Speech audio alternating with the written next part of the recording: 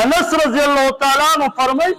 وسه صحابه او نبی علیہ الصلوۃ والسلام په یو کوڅه کې روان وی نبی علیہ السلام یو معصوم ولید او راوچت کړو تر غیږ پورې ځان سره ولګاو یو صحابي ورته عرض کړي د الله پیغمبره دا معصوم خو موږ هم نه پېژنو چې دا څوک دی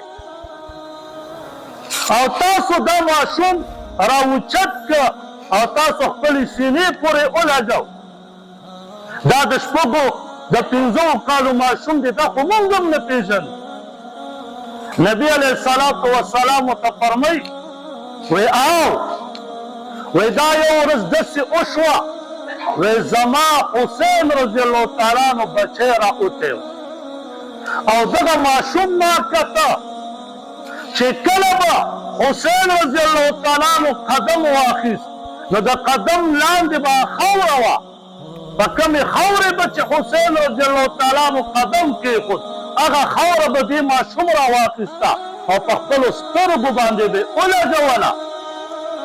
وی هغه ماشوم زما بالمسیح سره مینه محبت کو نو دا مې ځکه تر غېږه پورې کا او دا مو اورئ قیامت په ورځ به د دې ماشوم او د دې د والدینو شفاعت زه کومه